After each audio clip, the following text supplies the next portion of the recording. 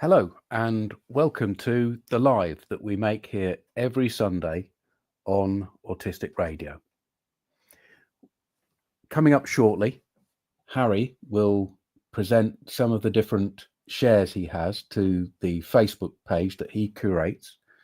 It's the only way I look at social media, because for me, social media is a scary place.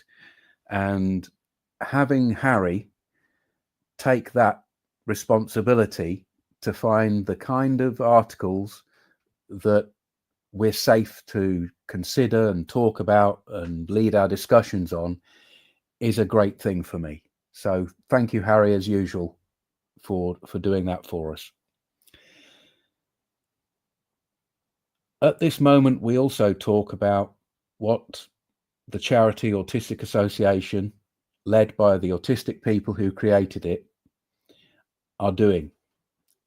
And in 2 days' time, we have a rather large presentation to make. We're going to be speaking to a conference which is for the behaviourist group of professionals.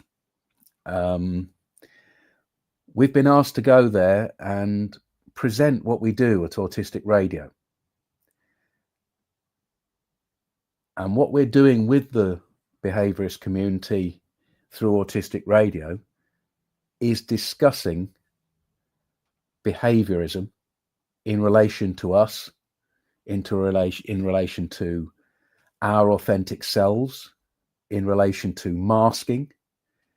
And we are trying to have an input into the way they do things.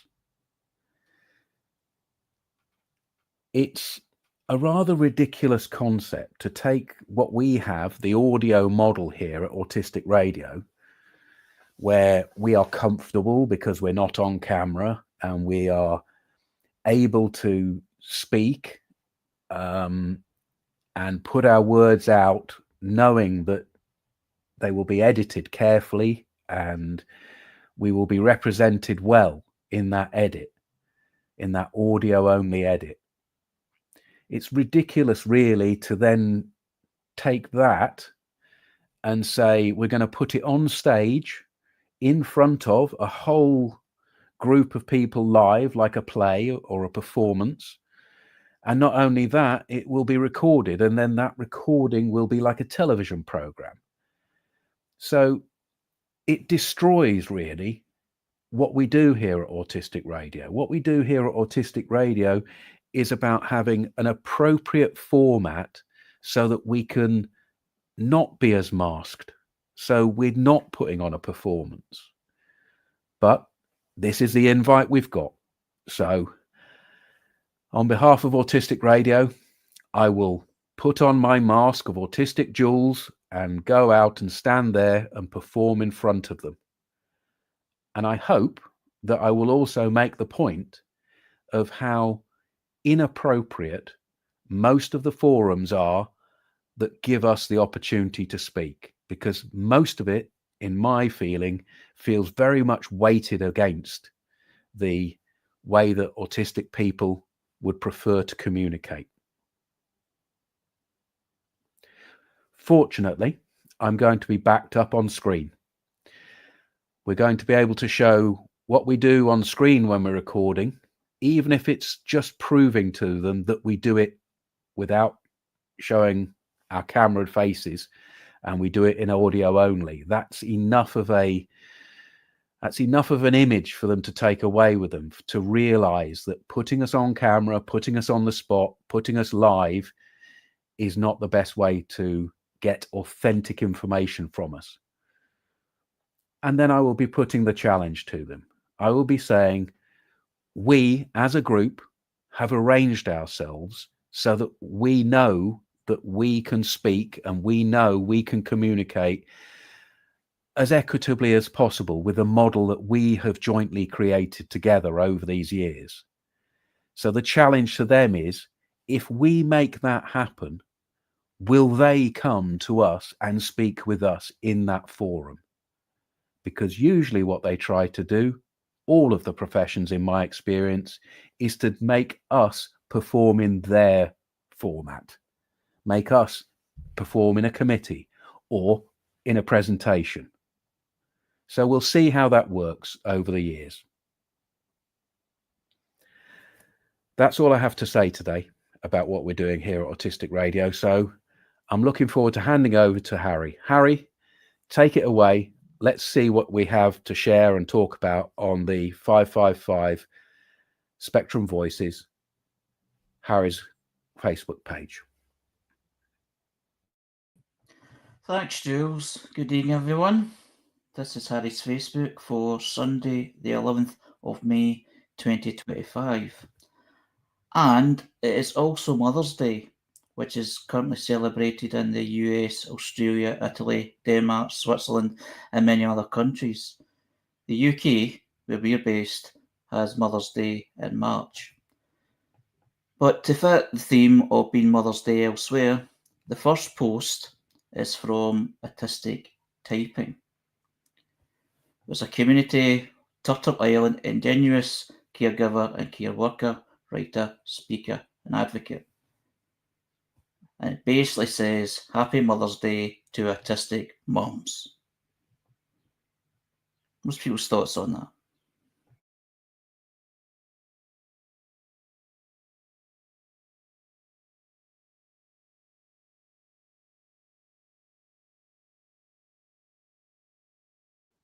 Happy Mother's Day to autistic mums and to autism mums and to the mums who are not autistic themselves, who are caring for their own loved children.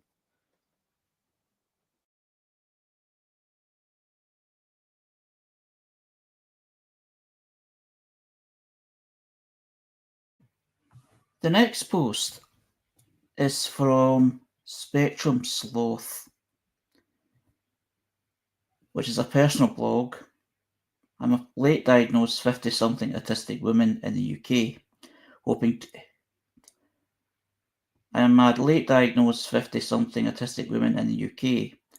to help to create a supportive community where we can share our thoughts and experiences. Jeff the cat, Northern Lights, nature and the sky, glimmers, memes, sloths, love, she, her. And what she shared is the following. My page is mainly based around being autistic and is neuroaffirming. This means that I don't see autism as something which needs to be cured or fixed. Therefore, any content I create will reflect my own personal views and beliefs, including the language I use and the images I create. I don't always get it right, but I am learning. Of course, I don't speak for all autistic people, and you are absolutely welcome here if you have different views to me. I believe everyone's entitled to identify how they wish. However, that doesn't mean it's okay to expect me to create content which goes against my own personal viewpoints.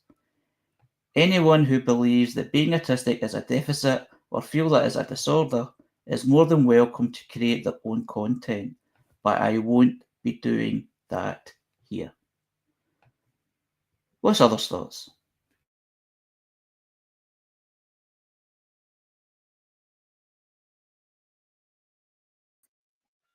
Well, it's your page, your rules, and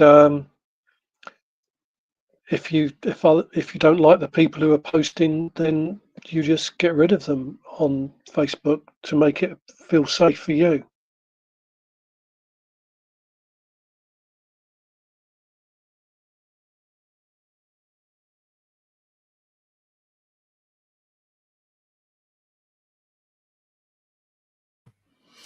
Totally agree with that. And that's what's good about Facebook. For all the ills and all the things that you can talk about social media in general and Facebook itself, and the dangers and the things that are said and the hurt it can cause, there is mechanisms where you can pick and choose on what you see on your own feed. And that's what, as Jules has explained many times elsewhere, is Autistic Radio Facebook page tries to kind of collate safer. Sometimes can be, it just depends who it is. Some will be controversial to certain people because everyone's different. But it's good there is a mechanism there that you can choose what to see and what to say or what to read. But I think what's important about that post is saying, don't come to me and tell me what to say to suit you. Because Autistic Radio have had that in the past.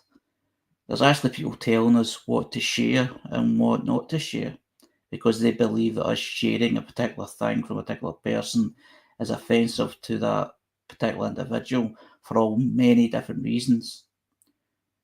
So it's good that people put these kind of posts out there as like, you don't have to read what I put. You can unfollow me. And it also says that you're within your rights to put what you put on your own page for your own views, but don't tell me what to say, and I will not tell you what to say either. That sort of respect. Sometimes that can be quite touchy for a lot of people to read and do, but it's the only way forward, I think. Yeah. In about 16 years of using Facebook, I have never really set posts as public. You know that wee symbol there by the date? It's like a world, a globe of the world. It's in public. That means it's global, isn't it? Everyone's getting it, unless you go into your settings and restrict it. So unless you're some kind of organization with global reach, this is just the way I think. Why would you go global unless you're wanting attention, you're wanting feedback and interaction? At that point, then I suppose you then assert what you like and what you don't like. But as a person on there, and I've sometimes put up opinions and opinionated pieces over the years, I would never dare to share them globally. So I keep it within a kind of smallish community that evolved over those years.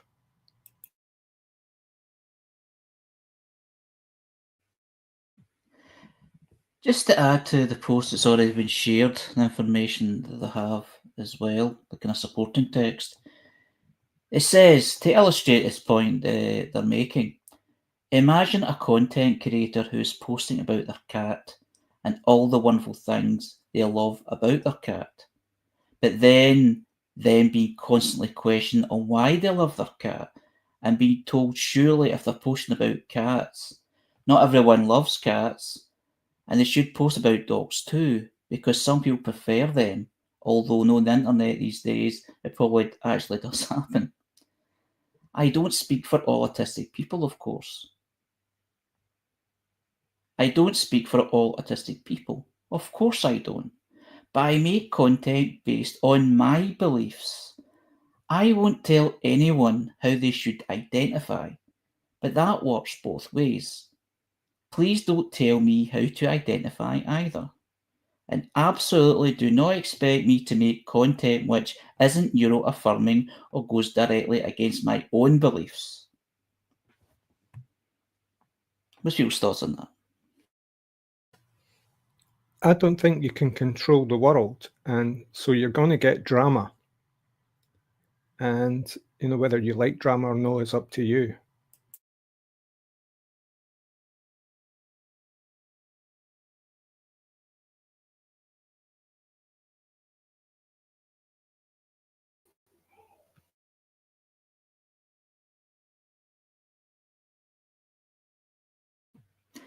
The next post is from Stephen's Living Life on the Spectrum, who's a blogger. Come and look through my world with mild autism, SPD, and fetal alcohol spectrum. And what Stephen has shared is a picture of goldfish. A majority of goldfish going to the left and one blue fish going to the right. And his quote says, "The thing about being different is that it takes courage." What's people's thoughts on that?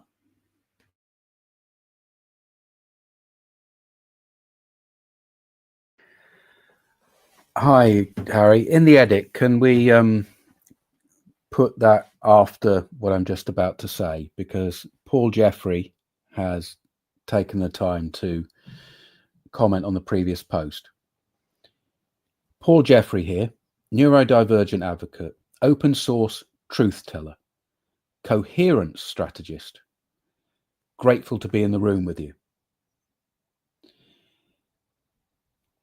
And appreciating the space to speak with and as the community. Not about fixing, about resonating. Just joined. Beautiful to see autistic voices driving the narrative in real time. So thank you, Paul. That's very, very affirming of you. And yes, we are always here on a Sunday at this time of day. Now, in regards to the post, Paul says, filtering content isn't about censorship. It's about the clarity of the intention. A lot of what causes offence on both sides isn't malice, it's just misattunement. People argue over who's right, when really they both are. They're just right in different frameworks. Those frameworks are shaped by their trauma or their culture or their neurotype. If you slow it down and zoom out to get more of a perspective, you realize it's not a battle. It's a misaligned frequency clash. And making peace between different points of view is not weakness. It's recognition that we are all projecting from our own signal maps and choosing our own intentions. So Paul is putting the point out there that talking about things, even if we start from different standpoints, is the process that we're aiming for, whether that be through Facebook or here at Autistic Radio. And I suppose what Spectrum Sloth is doing is they are trying to say to people, look, just let me put what I feel out there and don't expect me to represent exactly what you're wanting to put out there. You put it out yourself. So that seems fine to me.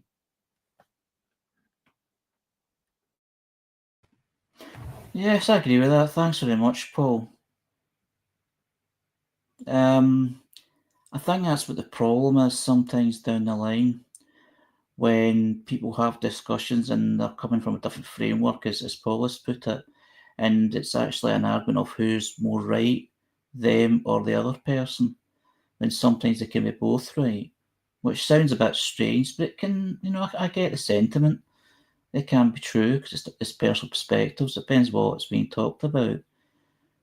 And what I have noticed in the past, even with Autistic Radio, is that we've had discussions with people who may have actually taken,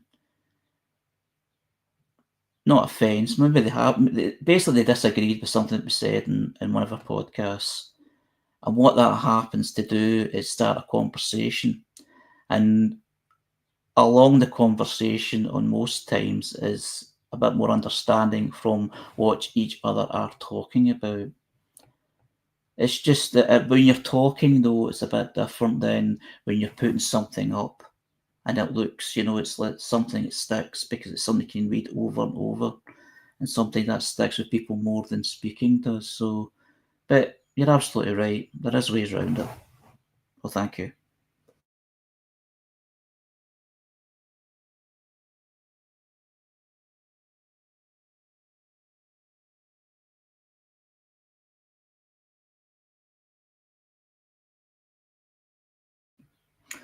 For the edit, I'll just read the next post again. The next post is from Stephen's Life on the Spectrum, a blogger. Come and look through my world with mild autism, SPD, and fetal alcohol spectrum. And Stephen has shared a quote within a picture of goldfish. And there's a number of orange goldfish going to the left, with one blue goldfish going to the right. And the quote that's been shared is, "The thing about being different is that it takes courage." What's people's thoughts? And I know I said blue goldfish.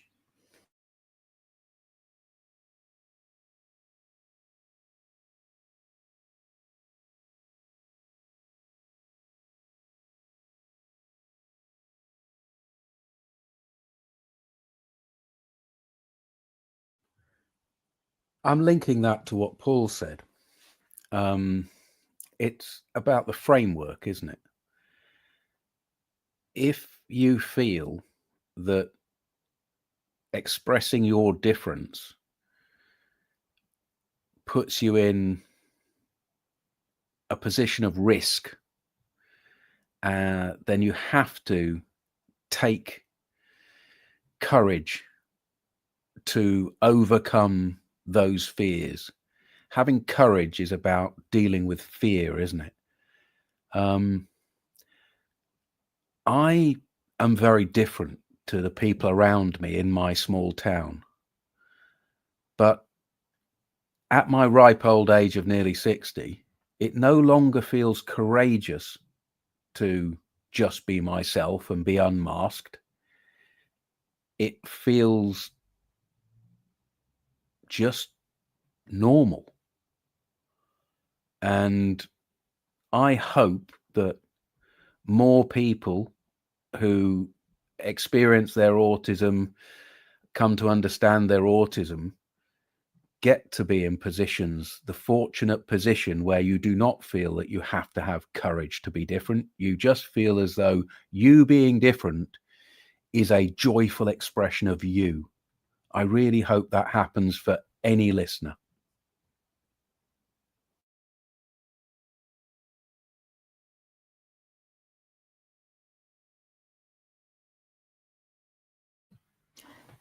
The picture itself with the fish kind of reminds me of school, mainstream school.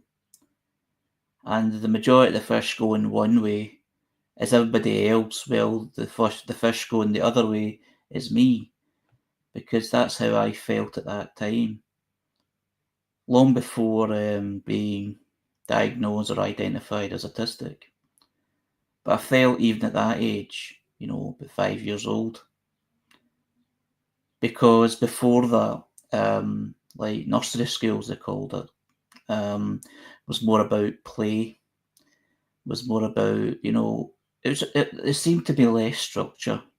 But as soon as I started primary schools, they call in Britain,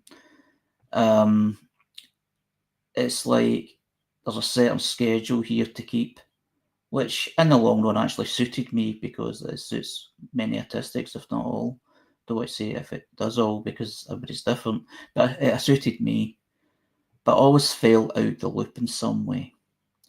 And I always felt that I was the odd one out. Even early on, even standing outside in the line, the queue of kind of school children waiting to go inside the door for class. So that's what that reminds me of. And I do understand it says there it takes courage, to be different. But at the time, being different was looked upon as wrong. And that's what makes it difficult for a lot of people. But as you've said, Jules, about it's good that there's many examples of people being different, but it's a positive way forward. It's not about being courageous. It's not about being brave. It's about being you. And that's happened in many times in my life as well. Long after diagnosis, identification. And I'm like that actually now in many ways, depending on my mood, of course. That's this sort of, I'm different and unique, and I've got an identity, and I've got an individual sort of characteristic that I generally do love. Although there has been times where I've disliked it or even hated it at one time, but I do love it now because it's you, being a good person, good intentions, always thinking, trying to come out with positive, try to be nice, friendly to people, It's not always easy, but etc. I like myself, and that took a long time to do. But for many people, it does feel that it does take courage to do and feel what your individually is. But yes, both things I've said identifies what it's all about.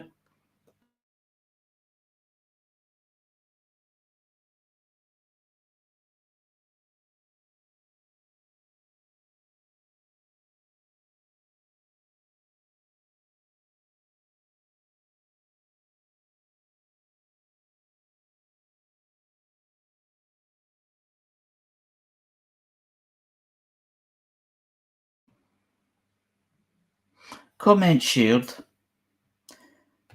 on text. Even when I tried to mask, I did not fit in. When I first unmasked, I took courage. And now I realise I have nothing to lose.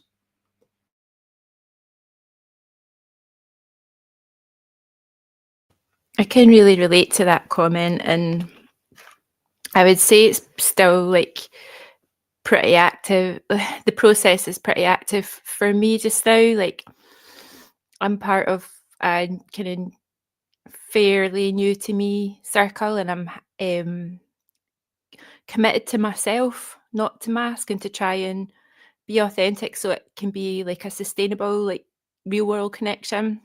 And it's been really, really daunting, the process of that, like feeling like I'm rejecting people at times, and having to do a lot of adjusting the way that I'm talking to myself, because the kind of conditioning to expect punishment is deeply ingrained.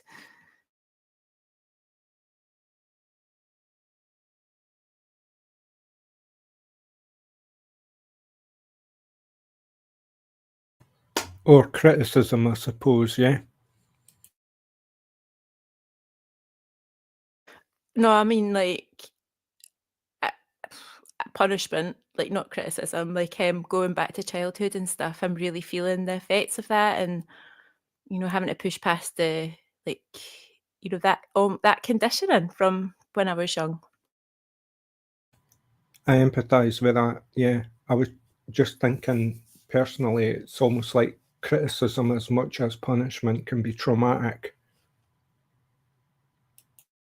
Yeah, definitely.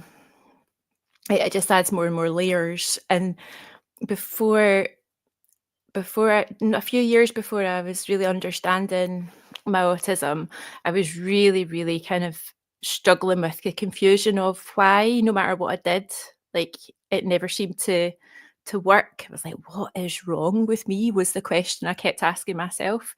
And it was like, criticisms could be stuff to even just like, why do you always have to be different?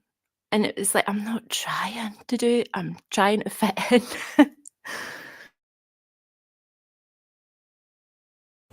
I think the ultimate mask for me was that I didn't care what people thought or said.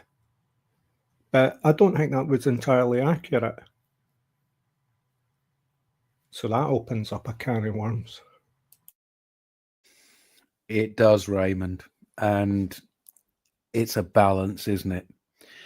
I don't know. I talked to you once. I don't know if I told you this. I was interacting with a neighbour at my mansion, and somebody witnessed me speaking with my neighbour about whatever it was that the neighbour wanted. And as far as I was concerned, I was getting on perfectly fine with this neighbour. We cooperated on lots of things, did work together, dealing with the drive and the water supply and these things. And the person who witnessed me talking with my neighbour after he had come to chat and talk to me about something, he looked me in the eyes and he says, "You don't give a fuck whether people like you or not, do you? You don't care what people think of you." And my memory of this was that the person was both half admiring and half surprised and half condemning me, three halves, 150%. And it it strikes me that one of our reactions often to dealing with life is to say that take it or leave it and push our own way forward wherever that may lead us. And that has lots of negatives, lots of positives, but it's always about the context in which it happens and the power structure. And I had to think, no, I don't actually care what that person thinks of me in the round. What I care about is that the thing that gets negotiated properly. And as I went forward, we continued to work together and negotiate. And when my house burnt down, they were one of the people that helped me.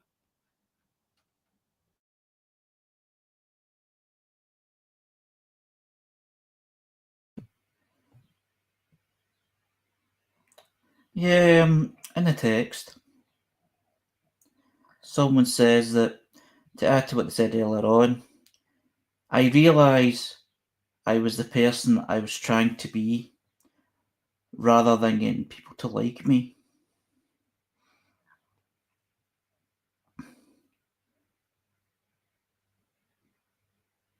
I reframe rejection as they did not really like me.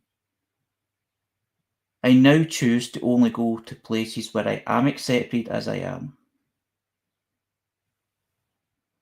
So that kind of adds to what we're talking about. It's about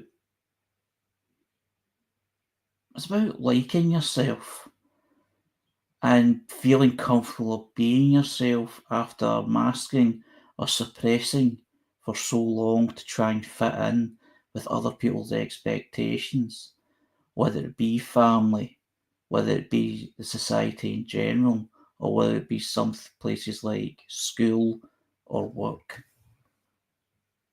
But it must be such a massive relief for a lot of people, a massive release for a lot of people to feel that acceptance, because in general, that's the way I feel. I don't know. I get where the person's coming from in those texts. And I get the affirmation in saying, I choose only go to places where I'm accepted as I am, but I also get concerned that however old you are, you still need more opportunities to be proved that everything you've experienced so far isn't the only way forward. I don't give up, even though I'm nearly 60, at being surprised at people who might accept me.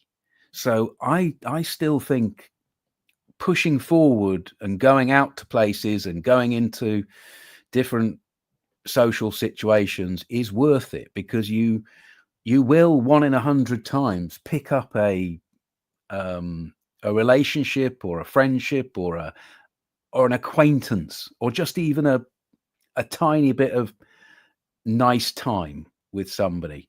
And it's very easy to close down your world and retract and hide, and that can come with serious problems. So I've got two feelings about those texts. I don't hide.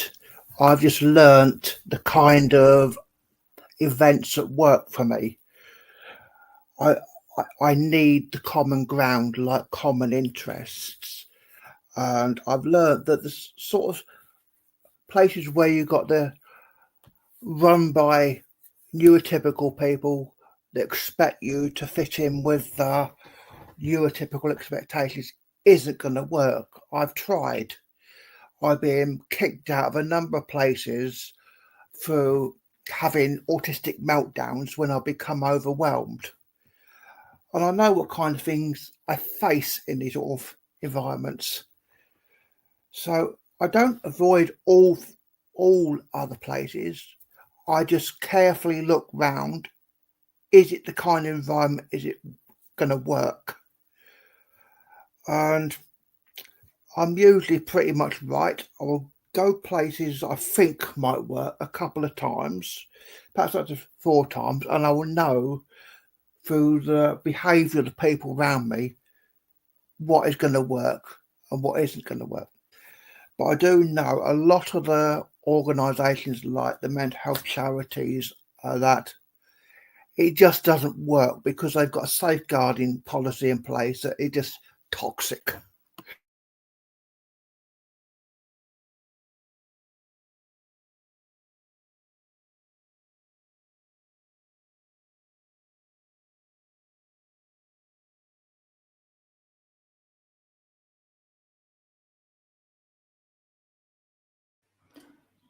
The next post is from Thinking Person's Guide to Autism, which is a community organisation, autism info for autistics, professionals and parents. Expect science and sass, news and articles at the linked website available. And what it talks about is the following. It's a quote. They share a quote, and it says, "People may assume that anyone who claims to advocate for autistic people must be a good person. This is often not true." What's Jules' thoughts on that quote?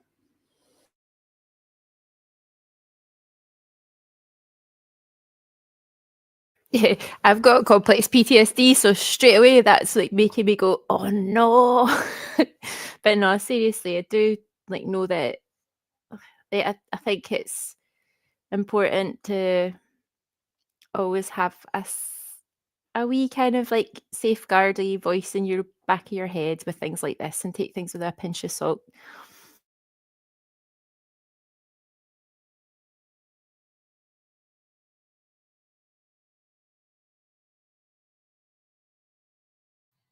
Yeah, care can be a vulnerable situation.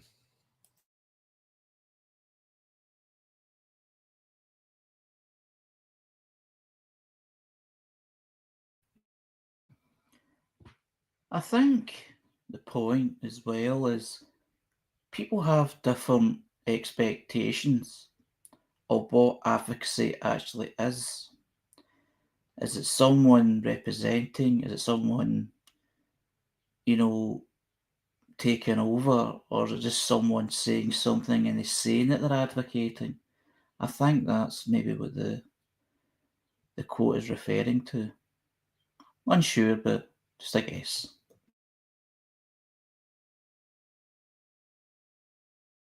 I think it oversimplifies things because people can do not very good things with the best of intention when they don't understand.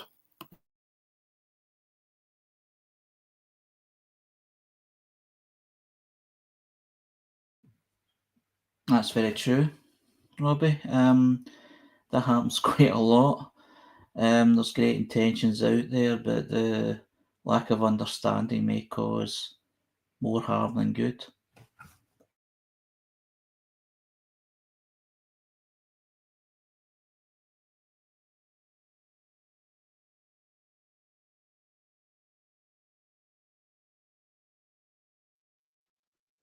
People have been saying that I'm an autism advocate, and I don't like it at all because I just feel that I'm someone who has autism who can vocalize it, and I don't think I'm representative of all people with autism. I'm just a person with autism who's a bit vocal.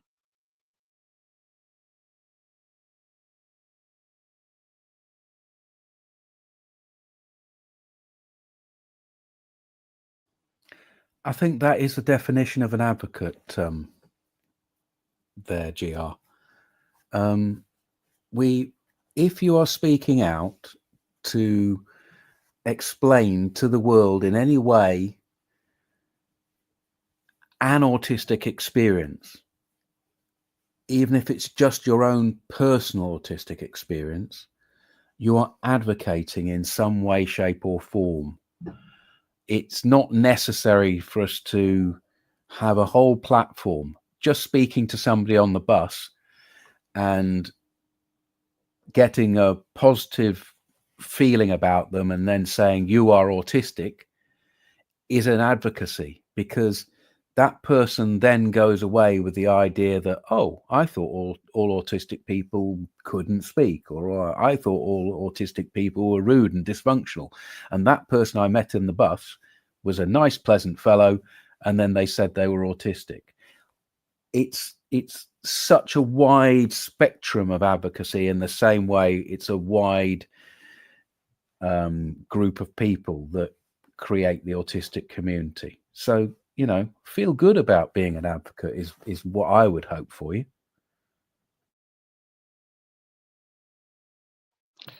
People need. I just go on. People need to see a wide spectrum of experience to realise that we're not all the same. The more people see different experiences, the more they're likely to realise that we're not all the same.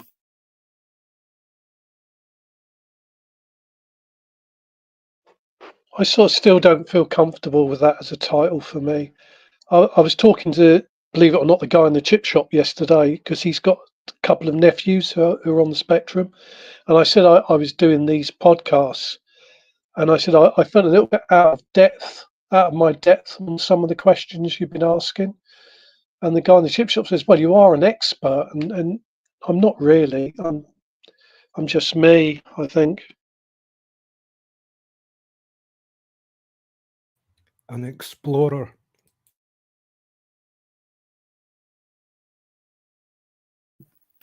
You are an expert on your own experience. Yeah, on my own experience, and but I like to think like when I did the things that I've done, that I don't like to think it's about me, but about us. I'd like to think that it's for us, not for me.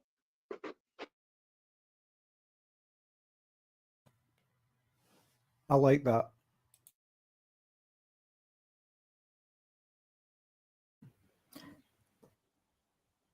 Yeah, I like that too. Thank you, GR. Going back to the post, there's something in the post that we're skirting around. And that's that there are people who claim to advocate for autistic people. And that often gives them some kind of cachet, some kind of good feeling, because there's an assumption that somebody speaking up for a disabled group has the best interests of that disabled group at their heart. And I have to say that I have come across people, professional people often, and I do not feel that they are advocating and that they have the autistic population's best interest at heart. I have come across professionals who are piggybacking on the autistic community to create for themselves a dubious career, and it's not okay. So people do have to be skeptical about everything that is supposedly advocating. And I would also like to point out that there are now autistic people who have created their own businesses that not all autistic people feel represent very well the autistic experience.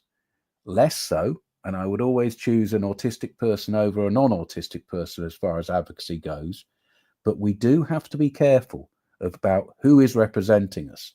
So the more we represent ourselves, the more we can push out the bad by replacing with the good. We can't take the bad away, but we can push out the good to water it down.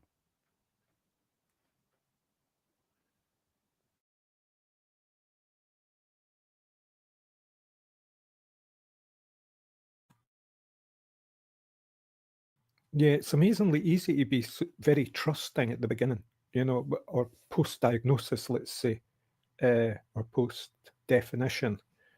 And you get introduced to people in groups who are there to assist you. And I'm just reflecting back on how trusting I was. It was just like, yeah, these people are here to help, no problem. I was kind of lucky that they didn't really let me down in any great way. Maybe time-wise, maybe delays. But yeah, you balance that out with a wee bit of like humility and say, like, you know, they've got a lot on. But yeah, it's amazing to think how trusting you can be. It is a vulnerable situation.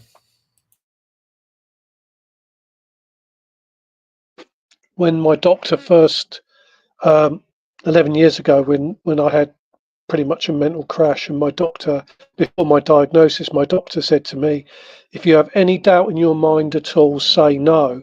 And I found that quite liberating, because when people were talking to me, if I was uncomfortable, I would just say no.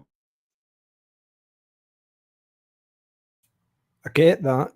And yeah, I had no doubt. It wasn't like I was absolutely certain or sure. I just accepted, you know, part of that conditioning you have from this lifetime of, you know, fitting in. It's like, these people are in, these are the good guys.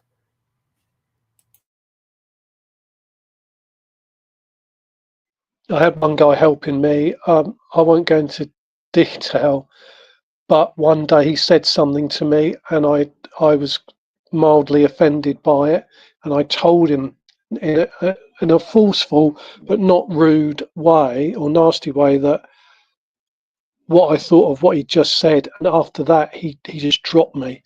And literally, I mean, I was fighting for my home at the time. He was the only person helping me.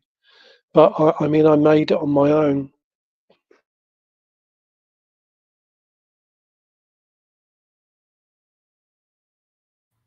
Yeah, I'm glad of that. It's deeply unfortunate. Yeah, I think it might be a good time to mention some of the things that happen to autistic people when they feel that somebody is advocating for them. We come across cuckooing, which means that somebody gets befriended and the whole of their life is taken over eventually by the cuckoo, so that they can run things from their home. Drugs, prostitution, these kind of things happen. Or there's mate crime, where somebody has befriended you and they start to advocate for you in one circumstance, so you feel grateful, but then they're also trying to extort money from you and manipulate you. So there's a lot that happens out there that we need to be cautious about. Yeah, I mean, I mean, I don't know if this is okay to say this, but this particular person was very religious. And I think that when he tried to push me, he just saw me as a potential convert. He saw I was vulnerable. He took advantage of my vulnerability because he thought he could convert me. And when that became clear that wasn't the case, he just literally dropped me like a stone. I've got to say this. That's like the other side of conversion, isn't it? I mean, I'm not going to take away from your point, GR, because that's terrible. But it's just made me think that there are so many ways you can think of conversion.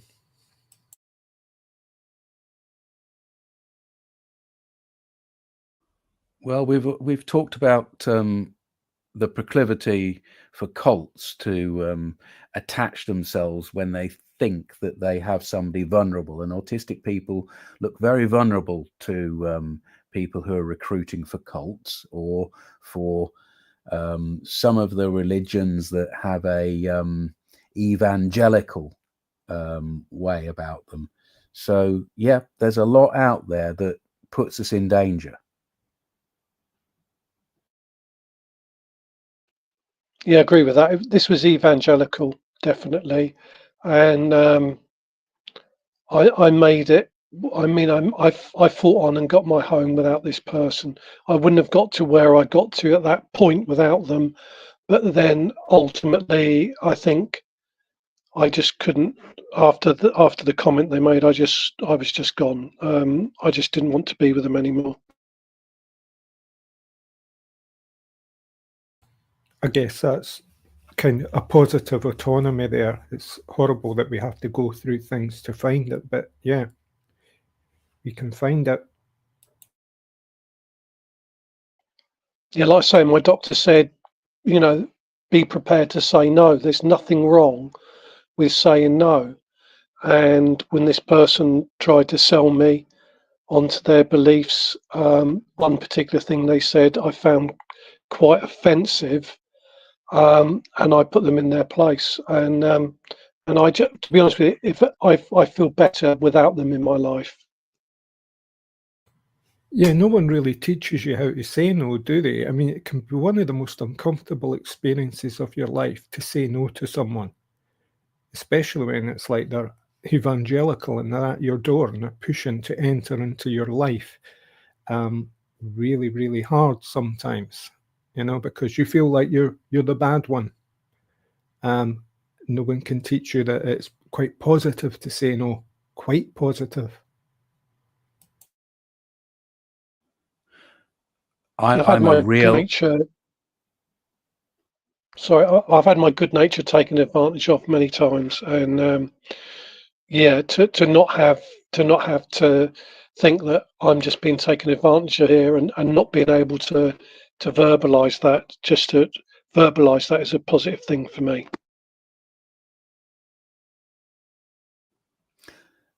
To use the word from the post, advocate, I'm a big advocate for the word no, because no can be very powerful, and no can be the start of taking your own autonomy.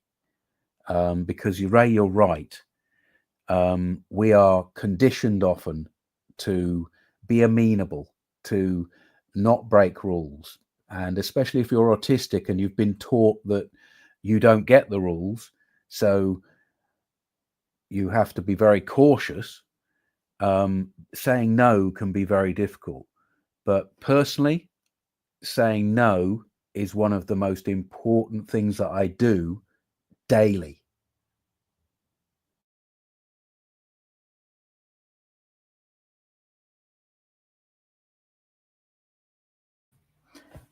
The next post is from Autistic Biker, who is a blogger.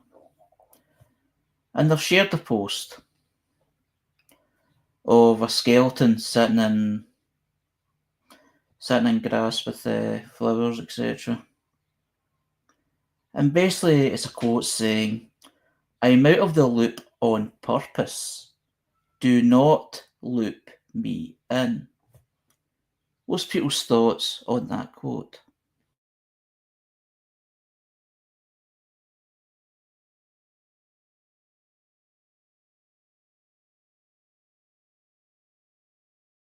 It feels like another example of a different kind of boundary, doesn't it? Like the sense of like, no, I don't want to think about this. I don't want to talk about it. I'm keeping my energy for something else.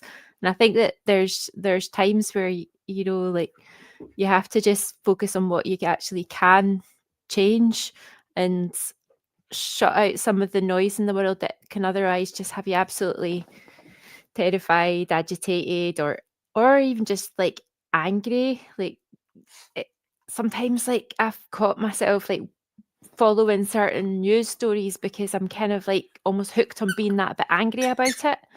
And I do an awful lot better when I like have boundaries with myself and be like, no.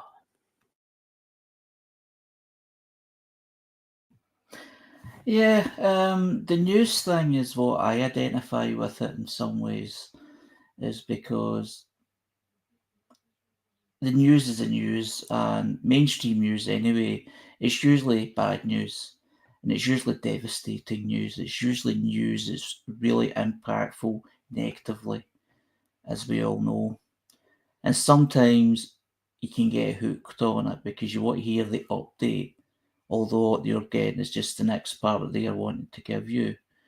So I've made it my mission to myself in the last 10, 20 years or so of not watching the news bulletins and not paying too much attention to news items that come up in my feed. Sometimes I'll look into one or two things that may show an interest, but if it goes into big debates and things, I just look to shut that off unless it's, worthwhile, and generally it's not. Because a lot of it just seems to be dividing people, and it's not a nice thing to see. And it just really, from the human side of things, it just really upsets me. So I try and shut myself off from that. So I keep myself out of the loop from that.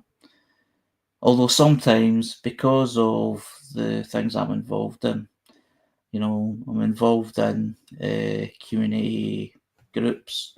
I'm even involved in a political party. So there'll be times where I can put myself out of the loop, but what I can certainly do is make the decision to,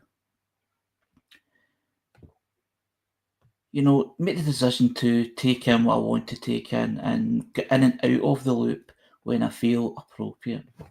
Because I feel that's the way to be healthy. Because there has been times in the past where I felt my enthusiasm of seeking out justice, and because I've grown up to believe that the world is unjust, like many of us may do, and I've taken it to lengths where I made myself ill. And it's not just, the global news and the political stuff. Sometimes it's just being in disagreement with someone else regarding something that I feel passionately about. So it's nice to be out of the loop that way sometimes. I recall after 9/11 that was this rolling news thing came in. It may have been in well before that, maybe even back at the first Gulf War, but definitely after cable became a huge thing for everyone. And then this rolling news seemed like, oh man, there's so much news going on. It never stops. It's constant. But what it was a loop. It was like they repeated the same thing over and over again, and it became really weird. It's like you think, oh, there's more happening from that instant. No, it's the same thing I've just seen 5 minutes ago, and oh, here it comes again. And it's very much like that now on the occasions that I do slip into watching something like that. I just go, oh, yeah, they're still up to it. And it's extended to social media with your reels and things, which are just like constant scroll bait.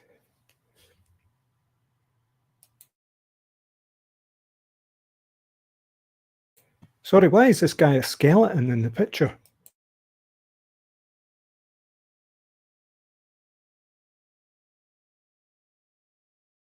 Assuming it's a guy.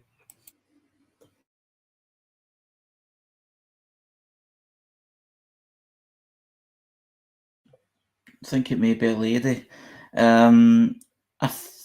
I've no idea, but sometimes when people use a skeleton, it usually means that they're feeling, it's like death's on their door, or they feel it's tiredness or just fed up or whatever. But then I'm just speculating.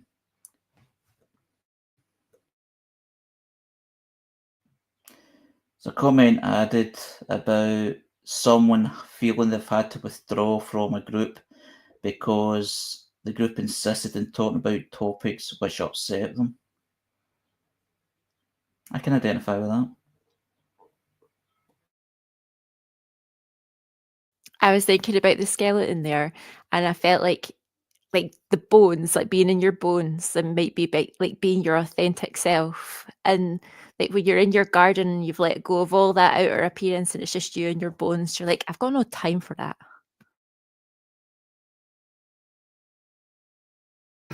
You also have to do a lot of blocking and unfollowing on Facebook because of all the political crap. Yeah, I've had that experience. Me being me, because I'm involved in that many organisations, let's just say 3 or 4, on Facebook, they have their own,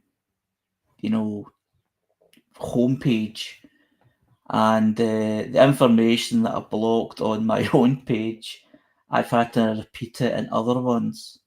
And it's sometimes really hateful stuff. Sometimes it's just ridiculous stuff. And it's just like, I'm doing it about 5 times. But I don't do it, aggressively then. I just, when I see it, I just block it. But I do get that side of things. There's so much to block on social media because there's things out there deliberately made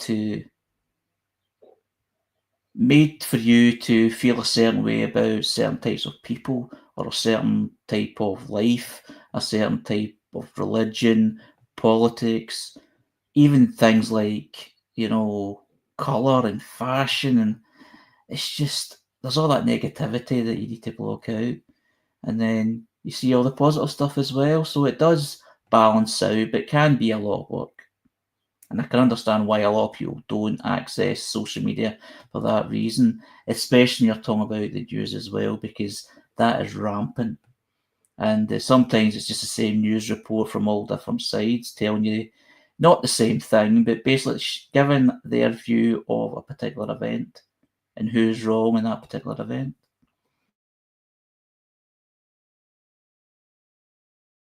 I've had to learn not to respond to some of the posts because it just causes upset. They're not going to listen. They're so fixed in their views that it's just always doing upset. And I stopped watching the news several years back because it just caused upset. It's also the reasons why I tend to avoid chat-based groups because people want to talk about their politics and it.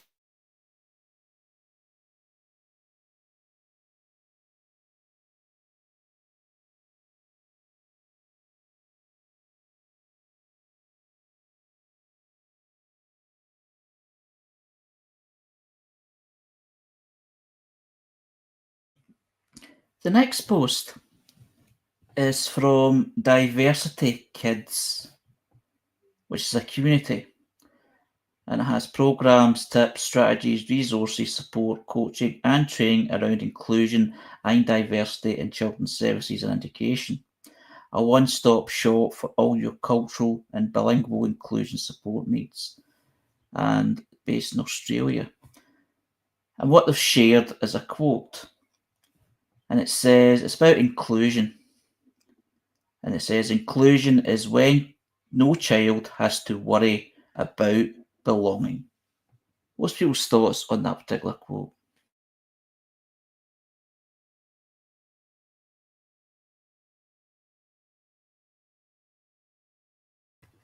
My initial responses are quite like how the Australians are still asserting words like inclusion and diversity rather than, other more dominant words over here.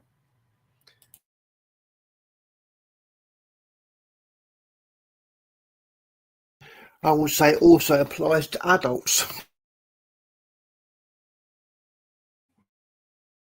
Yes, I would agree, Robbie. I find that word belonging very strong. Inclusion is good, but belonging sounds so much more powerful because there's been many situations where I felt like an outsider for so long from so many places where I wanted to feel included or be included within, but then feeling that you got a sense of belonging somewhere, and it just feels so fantastic. I know it sounds like a word but it does. It just feels, this feels great. And Autistic Radio is one of them. It's like, the way we're talking just now and just talking about different experiences around the same topic, it just feels like I belong here. I feel comfortable with my voice, kind of rabbiting on about my own views and different things. And belonging is a big deal. And I've done the same way, different things like following a certain football club, joining different kind of groups, etc. in the past, and feeling, like the social groups I was talking about earlier on, there was kind of for people with, it was like provide for mental health services, and it was somewhere for you to go, like once a week for an hour or two, having a cup of tea or coffee. And it was that time I felt kind of vulnerable and felt quite, isolated. And then to know that I was going into this group for a couple of hours and have a chat with some people. And it wasn't all autism, it's people for different things. But it felt you're actually getting into a family home. And it's like you're sitting around a table and you're all together. And I know you didn't get on with everybody, but you got on with most people. And it was just a great thing to feel belonging, especially at that time, not long after my diagnosis, even though it wasn't autism related, those particular groups. But what I will say that I did have the access to that later on, and that belonging came into play on those groups, those support groups, and those sort of groups that didn't just sit around a table. It was like meeting up and going somewhere like the cinema or the pub, or going for a walk somewhere in the country.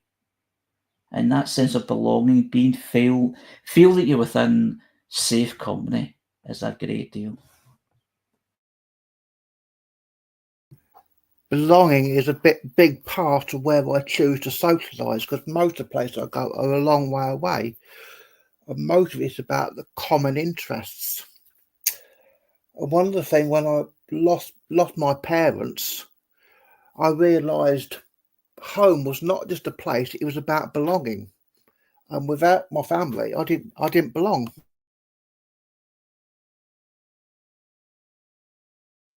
I've lived in the same house my entire life. When my mother passed away, my father passed away many years before, but when my mother passed away, the council said I had to be out in a month, and I fought to stay in this house. But this was the foundation. Without this, I wouldn't have coped with the changes. That losing my mother was a big change, but if I'd lost my home as well, I wouldn't have coped with going forwards. Yeah, GR, it's a very strong thing. I'm in the house I was born in.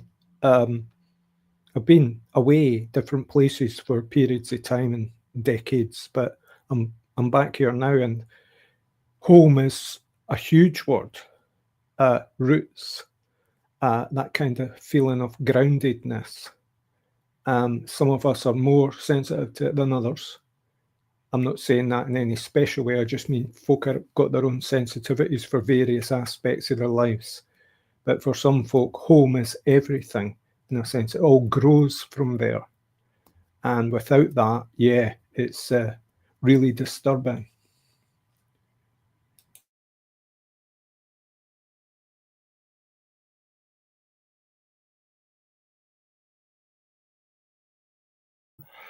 My parents' home was sold after my dad's death. I was left in there while all the processes went through, but there was really nothing left for me. The fact what made it home was my parents, and they were gone. My dad was died, and my mum was in a care home, and I had the whole family coming around, just taking over them, forgetting that it was my home as well.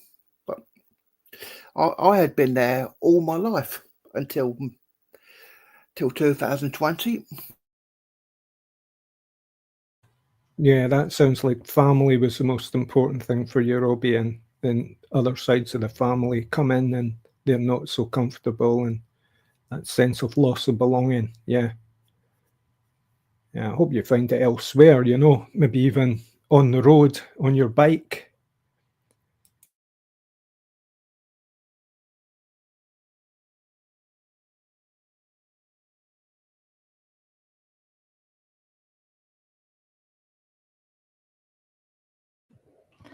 That is very important, though, especially being somewhere for a long time and sharing a house with people for a long time, especially your parents. For that to end, and for that to be taken away from you, is something that it would be hard for anyone, especially someone with autistic, because as an autistic person myself, there's only certain places that I feel that there's a belonging.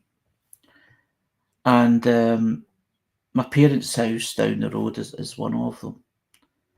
And have my own key You know, I haven't lived there for over 20 years, but I'm only 5 minutes up the road, so I sort of still live nearby, and I still feel that my house is actually like an extra room on that home. So if things happen, and there has been discussions that can happen soon, it can happen soon, it can happen years away, but it's like, you know, expect that you know, because they're getting older.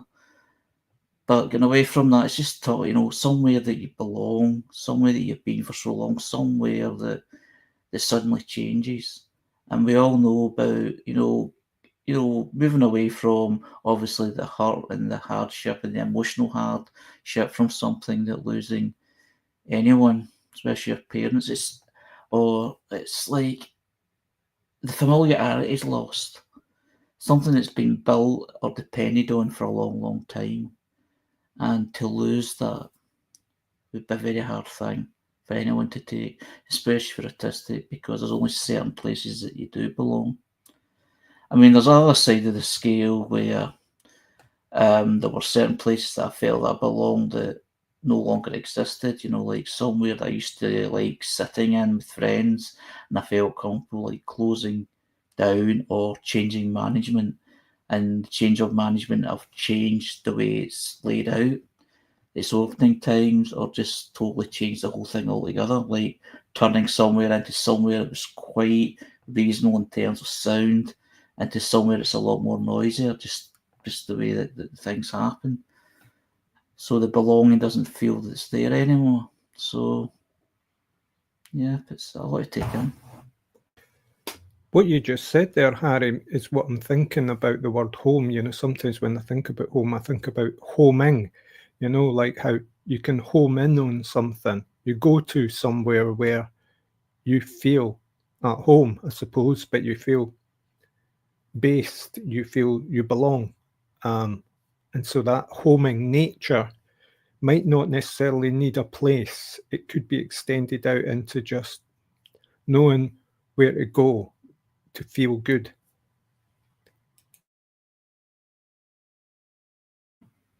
Yes, it's quite comfortable knowing when I go to Glasgow most of the time, obviously in advance, as I've got somewhere that I can go. It depends what I'm doing, but if I'm going out and I'm going for somewhere where I'll be drinking alcohol, basically, and I don't want to worry about going home that night, because the odd time that I've had went home, I've never felt. I don't feel safe, but it all seems inconvenient, and it kind of spoils the night all in if I think too much about it.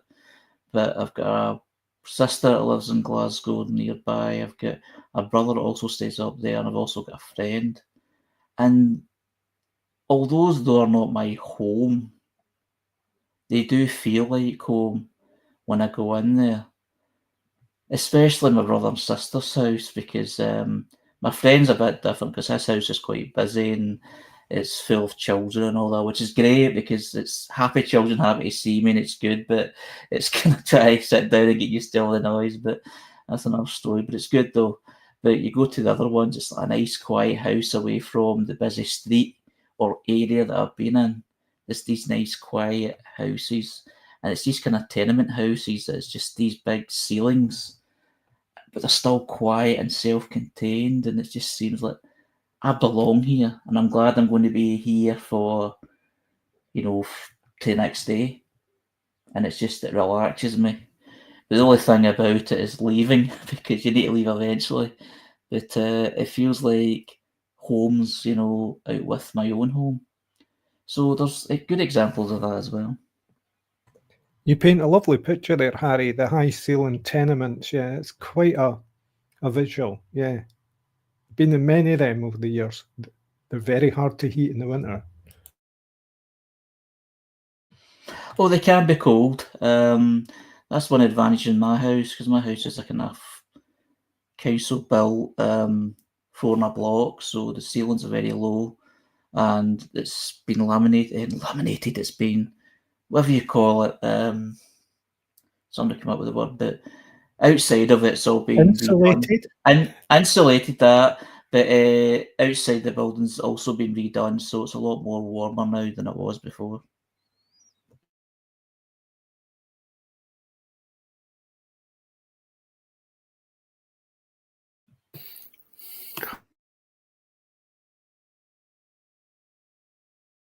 The only time I get a feeling of belonging is when I'm at the various groups like the open mics, music jams and craft group and choir. And that's because of the people there.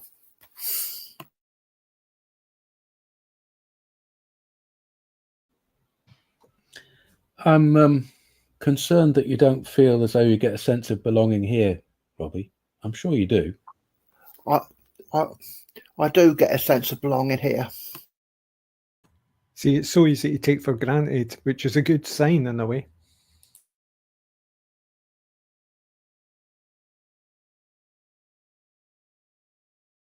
Robbie, can I ask you, are you creative at home, or do you feel you have a need to be in these groups in order to be creative, or is creative not that important? It's just being in groups. It's doing creative things like the music. If I haven't got a purpose, it doesn't it just doesn't get done. What I get out of music is when I can see people enjoy me playing and singing. And I also get a lot out of listening to other people playing and singing. So really the other time I'm home, it's like this, and the live streams I do. I'm otherwise pretty isolated. Yeah, it sounds like your happy field.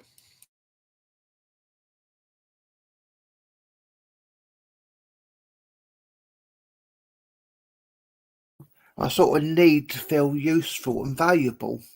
I'm not a money person. When we had the Warm Hub, which I wasn't excluded from at that time, I used to take my guitar down the day centre where it was, and there was a couple of them there who enjoyed me playing, and that made me feel good. I need to do things for other people, and the enjoyment of music is not me playing, it's seeing other people enjoy me playing. That's what it's all about.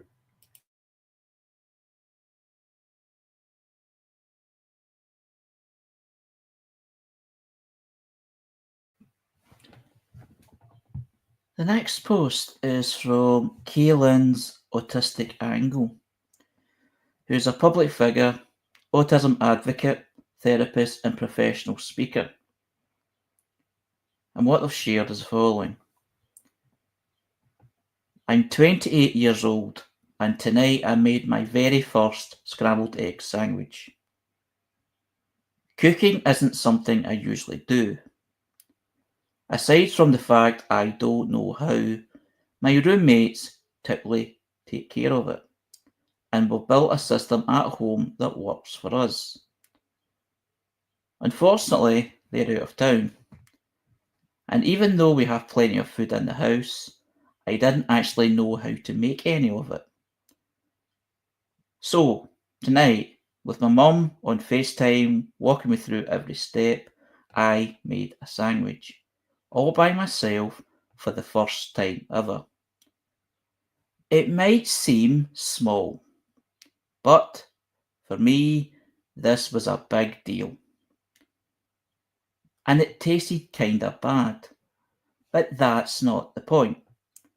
The point is, it's okay to learn things later than others, and it's okay to be proud of something simple.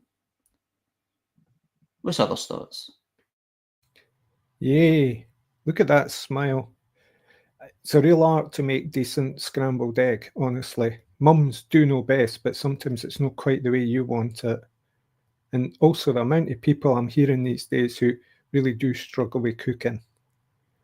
And I have to watch myself because I've figured out how to cook really young. I had to. And but it's basics. And these basics, I sometimes wonder, how would I teach somebody like this how to cook? And I really don't know how I would do that. There's a relationship involved in that kind of thing, trust, and empathy and a lot of things. And what a person needs, what their tastes are, you know, a lot of different things. What they mean by food, what they mean by cooking. I could say just open that, heat that, you know, there's a meal. But it's a real process, and getting into it can be intimidating for a lot of people. And there are reasons why people have spent a long time not cooking for themselves. So it's a really curious subject.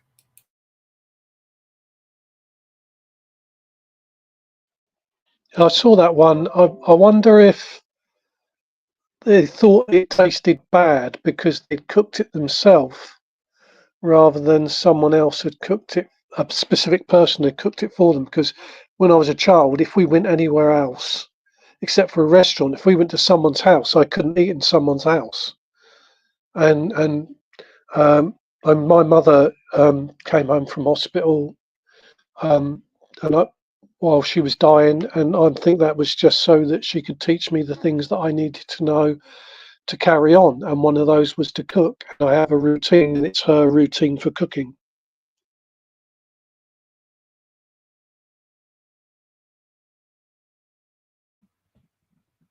From memory, from what I felt when I was trying cooking, I was always comparing it to my mum's food. Sometimes my dad's food, because sometimes he'd cook. And I'd always say that doesn't taste as good as when my mum or dad made it. Even though it was probably okay. It's just this sort of kind of typical, you're used to something, you're comfortable with something, and when you're doing it's new. Or maybe if someone else made it, it just like, even though it's the same thing, it's just that slight difference just sort of puts you off. So even if you're doing it yourself, you're sort of kind of being self-critical because you feel it tastes not as good as it probably you felt if someone else made it that you're used to making it for you. That's how I felt in many ways. In fact, I don't even cook that much.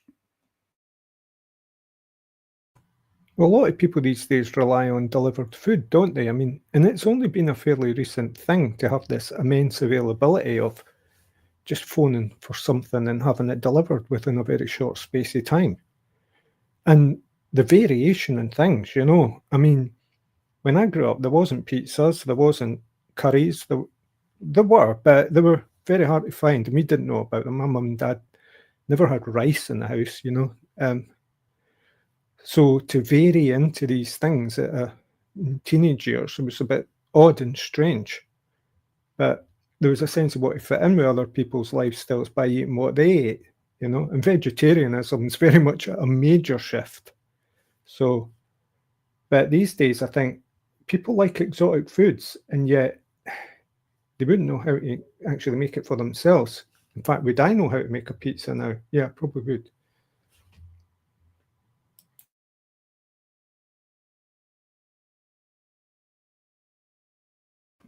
I mean, a lot of the food that I have is the stuff that you can make quick. You know, ready-made meals and things like that. Things that are microwavable. And I've been criticised for it being too unhealthy by family members, and I've been encouraged to kind of try and cook a bit more. But I just think, I don't know, I think it's just laziness, but I'm not used to doing it a certain way. But I used to be far worse than that. When I first moved into my house, it was nothing but takeaways. It was different takeaways each night because there's different kind of choices you had. If it was Chinese or Indian or chip shop, that sort of cycle. Then I discovered the kebabs as well. So yeah. So cooking's not my big thing, but I know for many people there is. It's even a hobby.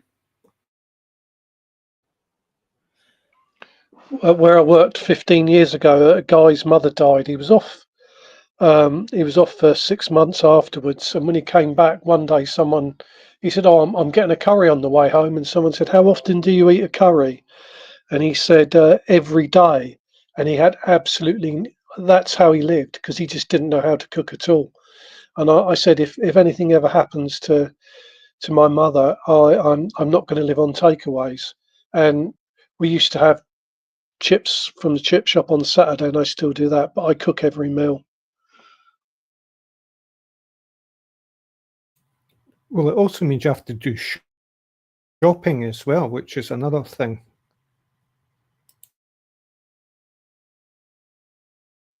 Yeah, my mother, we used to go shopping every Wednesday morning, and I still do that, and I still go to the same place, and I cook the same meals. I don't have I have a fixed meal for each day.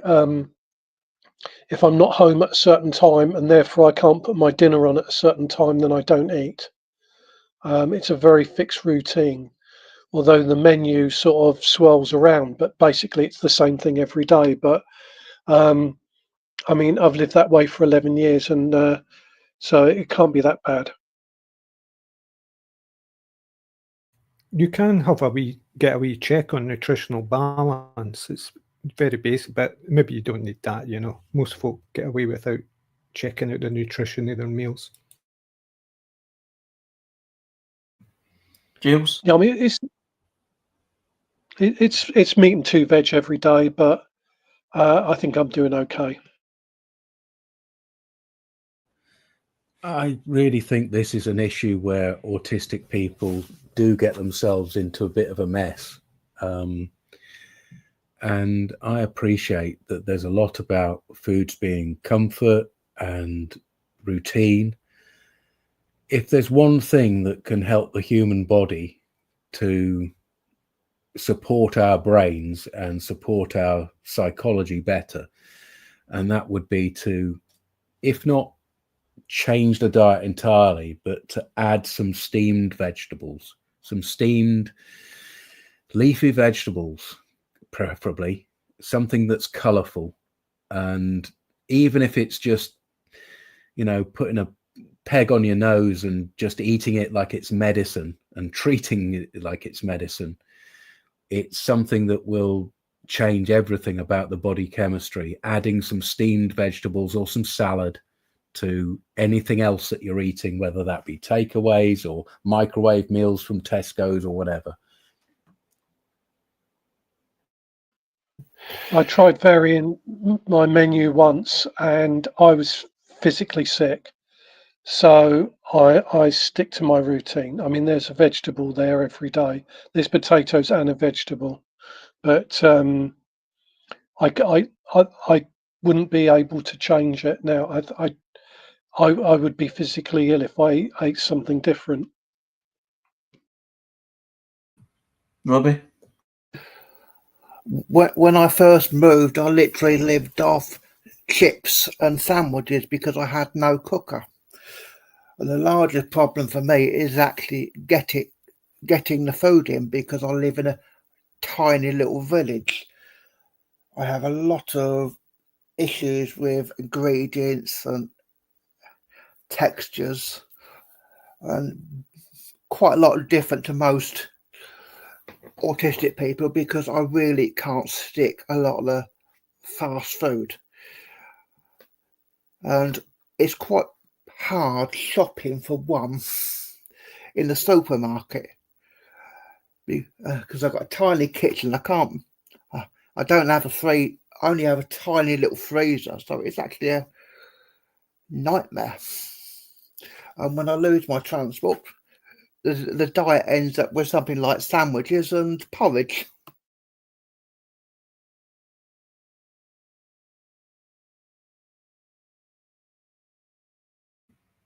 It's something that I've done in the past and often do now is I don't eat proper meals.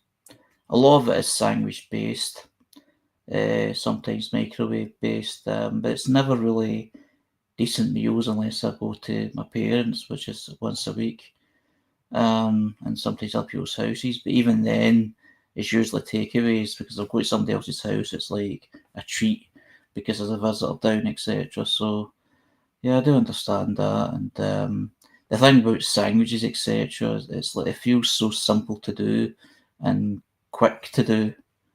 It just seems to be my kind of favourite method. I noticed the thing when it got hot recently that I just couldn't be bothered cooking. I had to really force myself to do it. The problem for me is a lot of work cooking for one, a lot of mess. It's the same mess as cooking for myself and my parents, and trying to get the good ingredients in sensible amounts. And I had cooked for my parents almost every day for 30 years. There's no problem with knowing how to do it. For me, the new thing is going out somewhere to eat. That was my nightmare for me. I ate out for the first time in my 50s.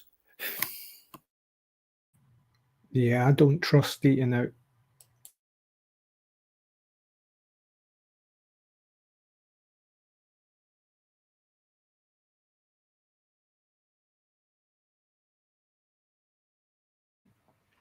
Well, thanks everybody. That was a great discussion tonight. We've covered quite a lot of ground.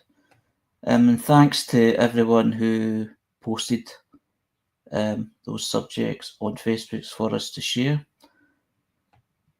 And it was a great conversation tonight because it kind of covered a lot of ground. A lot of it was quote-based, a lot was experience-based. And all, for some reason, and this isn't deliberate, it seems to go in a theme. And I noticed that as we further go down, there's a theme that always seems to generate or develop through the posts that I've made, which makes it a great conversation. So thanks again. This is Harry's Facebook for Sunday, the 11th of May, 2025. It's part of the 5:55 Spectrum Voices Conversation broadcast on Sundays. And we're here every Sunday up until 7:30 p.m. UK time. So again, thank you for listening and thank you for taking part. And now I'll hand over to Jules. Thank you, Harry. It's always fascinating to hear so many different ideas and thoughts that you stimulate with what you share on the Facebook page of Autistic Radio. Now it's time to think about what we do here as the charity, the autistic charity, Autistic Association.